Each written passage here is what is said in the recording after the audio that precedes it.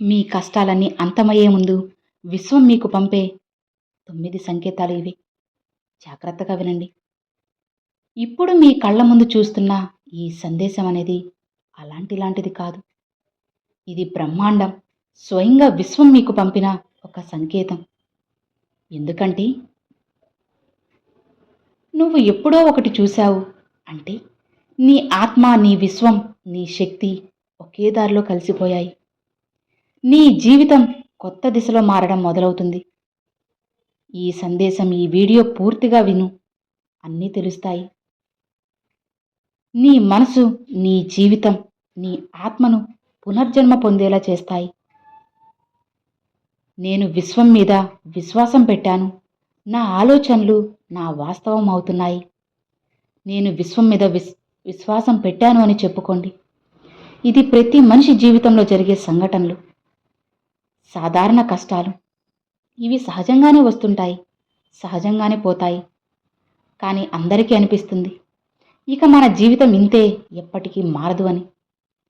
కానీ దానికి కూడా ఒక సత్యం ఉంది. విశ్వం ఎప్పుడు నిశ్శబ్దంగా మనతో మాట్లాడుతుంది. మన కష్టాలు ముగియబోతున్నాయని సంకేతాలను మనకు ముందుగానే తెలియజేస్తుంది. ఇవి మనం చూడగలిగితే, వినగలిగితే, తెలుసుకోగలిగితే ఇక ఆ 9 సంకేతాలు మన జీవితాన్ని మారుస్తాయి. అదే కష్టాలు ముగిసే ముందు విశ్వం మనకు ఇచ్చే 9 సంకేతాలు. ఈరోజు ఈ విశ్వ రహస్యం ఏంటో మనం స్పష్టంగా తెలుసుకుందాం. ఇది యథార్థకం కాదు, ఇది ఆత్మకు పంపిన సందేశం మాత్రమే. మరి అయితే అందులో మొదటిది, విశ్వం అనేది నిశ్శబ్దంగా మాట్లాడినప్పుడు విశ్వం మాటలతో మాట్లాడదు, అది భావాలతో మాట్లాడుతుంది. నీకు చుట్టూ ఏం జరుగుతుందో ఒక్కసారి నువ్వు గమనించినట్లయితే అదే నీ మనసులోని ప్రతిబింబం. ఏదైనా సరే పునరావృతం అవుతుంటే అదే నీ మొదటి సంకేతం. ఒక సమస్య మళ్ళీ మళ్ళీ నీకు వస్తుందా, లేదా ఒకే విధమైన వ్యక్తులు ఎదురవుతూ ఉన్నారా? ఇది యథార్థకం కాదు, విశ్వం నీకు ఏదో నేర్పిస్తుందని అర్థం. దీనికి ఉదాహరణ చెప్పాలి అంటే, నీ చుట్టూ ఉన్న సమాజంలో నీ స్నేహితులైనా సరే, చుట్టుపక్కల వాళ్ళైనా సరే, రోజు నీకు ఉదయం ఒక్కసారి, సాయంత్రం ఒకసారి కనిపిస్తున్నారా? అలా రోజు 2 లేదా 3 లేదా 4 రోజుల పాటు ఉదయం ఒకసారి, సాయంత్రం ఒకసారి కనిపిస్తున్నారు అంటే నీకు తెలుసు వాళ్ళెక్కడికి వెళ్తున్నారు. ఎగ్జాంపుల్గా వాళ్ళొక గుడికి వెళ్తున్నారు. వాళ్ళ నమ్మకం ఏంటి అంటే, శివుడు, హనుమంతుడు, సత్యం, వానికి ఏదో ఒక సంఘటన ఉంది, వాడికి ఏదో ఒక కష్టం ఉంది. వాళ్ళు దాన్ని పోగొట్టుకోవాలనే ఆశతో రోజుకు ఒక్కసారి లేదా 2 సార్లు గుడికి వెళ్ళి వాళ్ళ సమస్యలను చెప్పుకుంటున్నారు. అయితే అసలు వాళ్ళు ఎందుకు నీకే ఎదురవుతున్నారు అంటే, విశ్వం నీకే చెబుతుంది, ఒక్కసారి వాళ్ళు చేస్తున్న పనిని చూడు. నీ కష్టాలు తొలగిపోవాలంటే ఒక్కసారి భగవంతుని దర్శనం కోసం వెళ్ళు. అయితే దేవుడు మనకు ప్రత్యక్షమై నీ బాధను నేను తీరుస్తాను, నా దగ్గరికి ఒక్కసారి వచ్చి వెళ్ళిపో అని చెప్పడు కదా. విశ్వం మనకు ఈ రూపంలో తెలియజేస్తుంది. అది నువ్వు తెలుసుకోగలిగితే విశ్వం నీకు ఎలాంటి సంఘటనలు తొలగిపోవాలో ముందుగానే ఇలా చెబుతుంది. అయితే నీ ఆలోచనలు ఈ మార్పు రానంత వరకు విశ్వం అదే పాఠాన్ని తిరిగి చూపుతుంది. దాన్ని గమనించు. ఎందుకంటే అదే చీకటి నుండి వెలుగు మారే మొదటి అడుగు. ఇక రెండవది, సమయాల సంకేతం. సమయానికి వచ్చే సంఖ్యలు, అలానే గుర్తులు. కొన్నిసార్లు ఒకే సమయాన్ని, అలానే ఒకే సంఖ్యని మళ్ళీ మళ్ళీ చూస్తావు. ఉదయం బయటికి వెళ్ళినప్పుడు సమయం 10 అయింది. రాత్రి పడుకున్నావు, అకస్మాత్తుగా మెలకువ వచ్చింది. ఇలా రోజు 2 లేదా 3 రోజులు జరుగుతూనే ఉంది. అనుకోకుండా నువ్వు దుకాణానికి వెళ్ళావు. అక్కడ మొత్తం నీ బిల్లు వచ్చేసి 300 అనుకుందాం. సరే, అక్కడి నుంచి ఇంకో దుకాణానికి వెళ్ళావు. అక్కడ కూడా ఇంకో రకమైన వస్తువులు కొన్నావు. అక్కడ కూడా నీ బిల్లు 300. అక్కడ నుంచి ట్రాఫిక్లో ఉన్నావు. అక్కడ ఒక బస్ లాస్ట్ నెంబర్ 4 నెంబర్స్ తా 2, తా 4 ఉంది.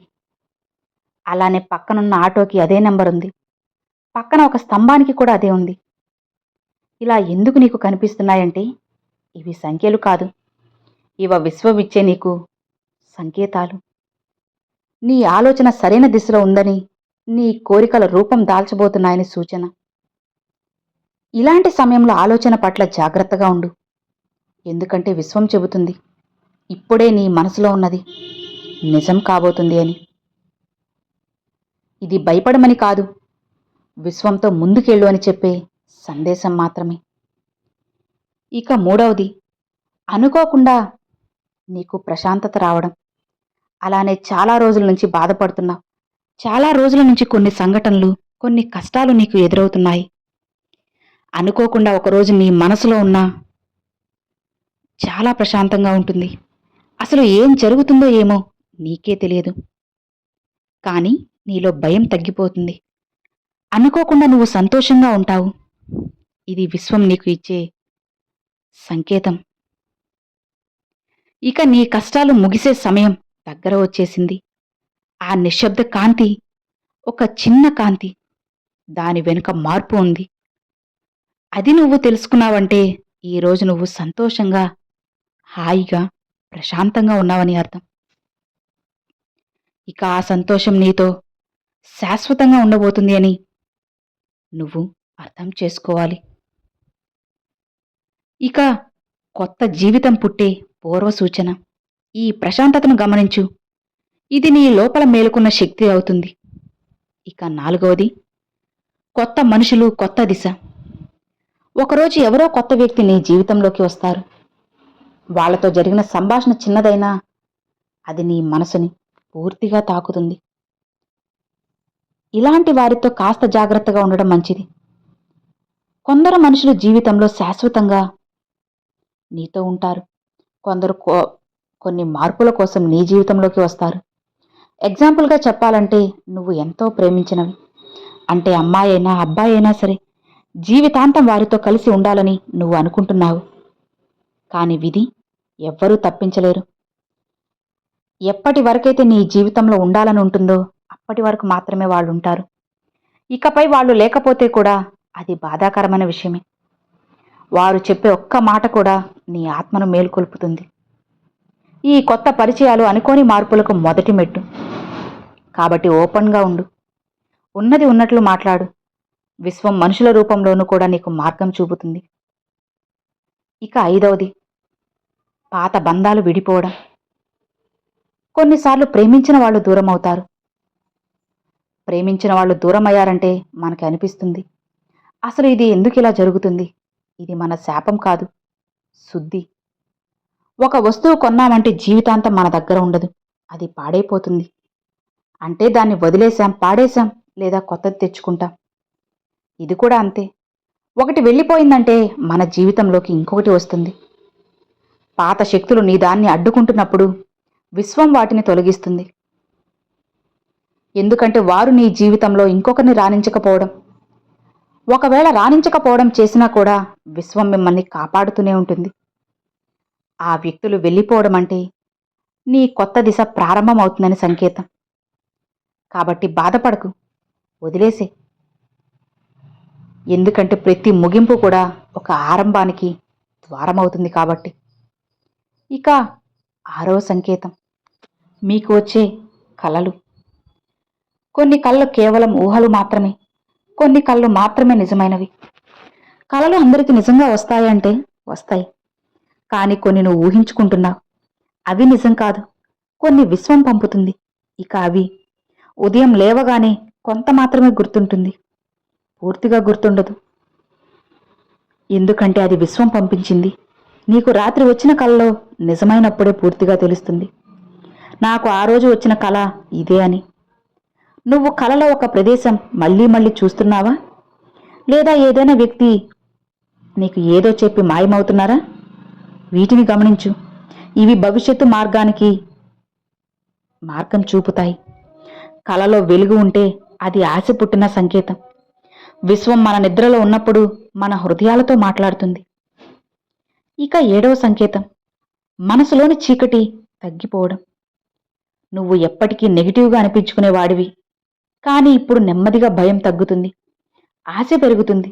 ఇది సాధారణం కాదు, ఇది విశ్వం నీలోని శక్తిని మేల్కొల్పుతుంది అని అర్థం.